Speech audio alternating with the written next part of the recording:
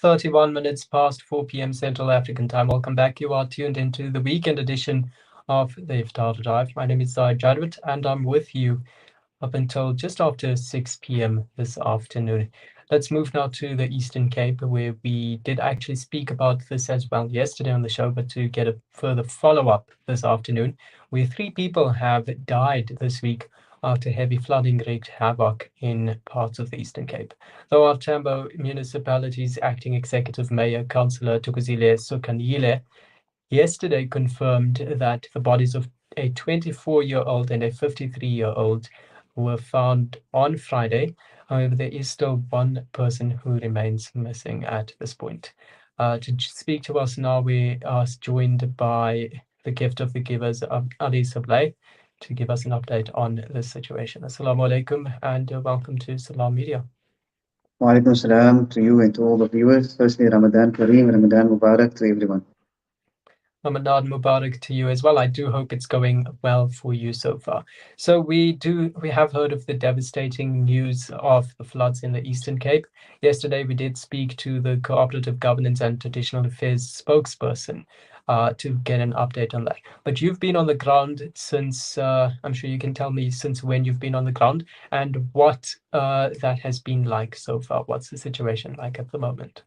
You know what's so ironic? Our teams just completed our humanitarian assistance to the very same region 2 months ago.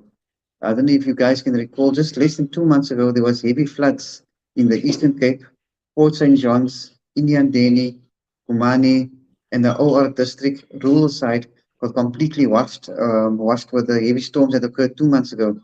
This one was no warning forecast, and in less than an hour, heavy rains hit Port St. John's, and what followed was mudslides. This has caused major infrastructure damage.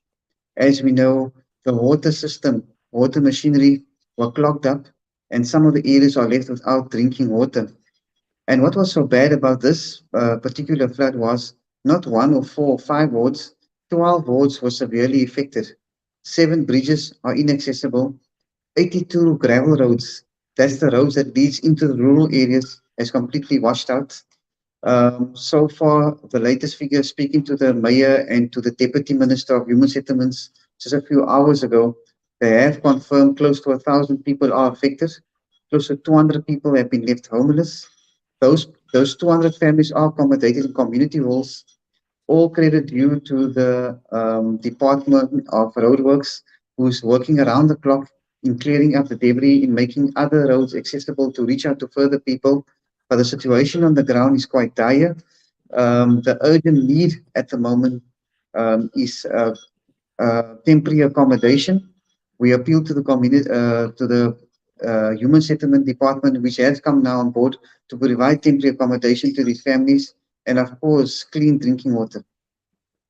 Can you tell us about some of the efforts that you, as the gift of the givers, have embarked upon since hearing of this floods? And you do mention there has been severe infrastructure damage as well. So how has that affected the delivery of humanitarian aid? You know, when the floods occurred on Thursday afternoon, our phones were going crazy. Firstly, on disaster management, deputy mayor, the residents, our corporate partners who have businesses in there as well. So they've appealed to us to come on board. At that stage, the roads were inaccessible due to the mudslides. The main road, the R61, was completely closed off. No media, no disaster relief organizations or disaster management teams from the province could reach. We then made use of our service providers in terms of providing hot cooked meals to the families. As I'm speaking to you, the roads are being cleared up. We're sending a team tomorrow through with blankets, mattresses. We have provided with the municipality clean drinking water to the residents, but that we will top up tomorrow. So tomorrow is a very crucial day. Tomorrow and Tuesday is a very crucial day in terms of humanitarian aid layout and reaching to the families that's completely cut off. So the urgent needs will be clean drinking water, food, non-perishable food to those families who are not reachable, hot meals to those accommodated into the wall, toiletries. Luckily, the schools are closing this week, so but there will still be a need for school uniforms, stationery. There's been an urgent call out for home affairs as people's ID documents have got washed away. SASSA People cannot pull out their grants because their documents got washed away. All credit due to the Department of Health, who has opened up one of their facilities to make ensure that those on chronic medication do have access to medication. So in the next 48 hours will be crucial in rolling that humanitarian aid out. It has come to our attention, and we have been in contact with the authorities. The President, Mr.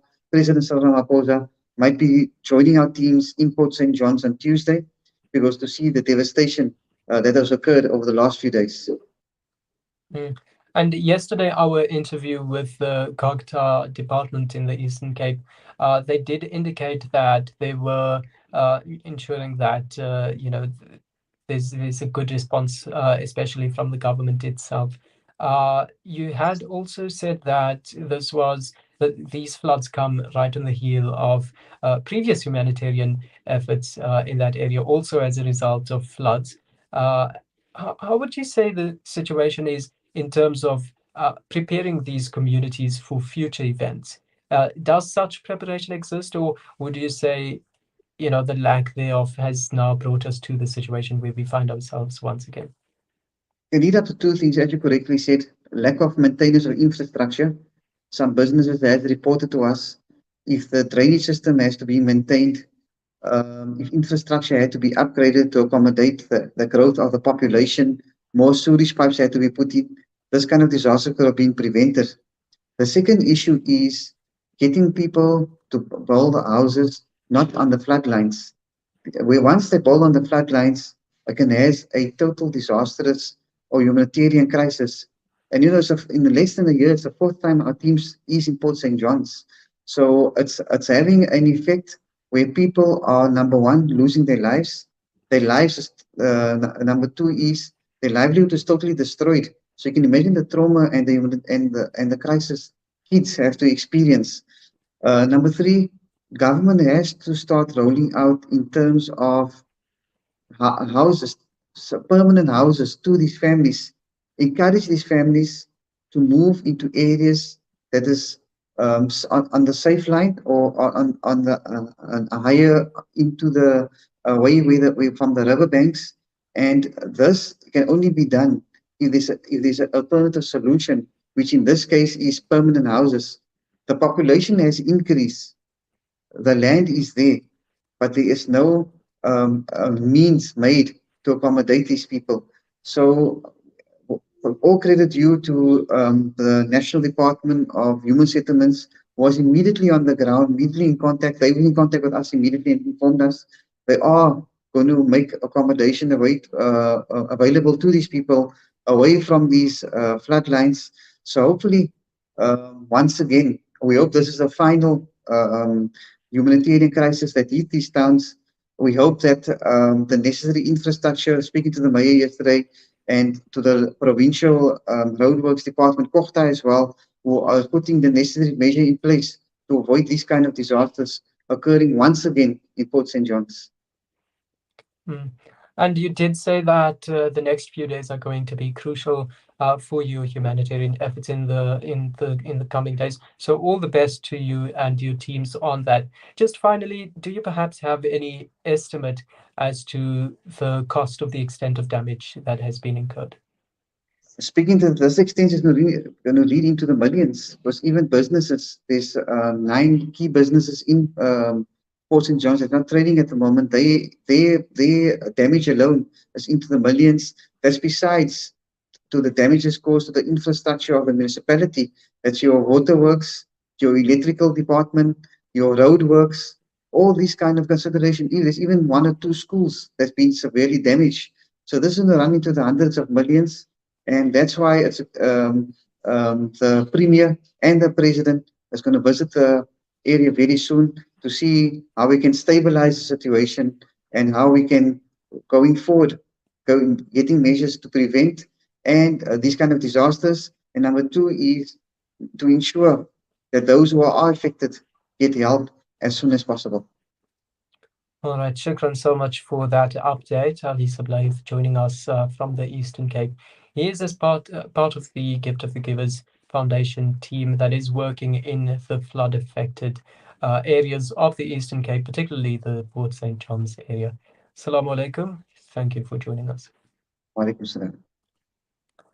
All right, we'll take a quick Nasheed break, and just after that, we have Mufti Menk, a lecture by Mufti Menk. This one is called "What Do Your Parents Mean to You?"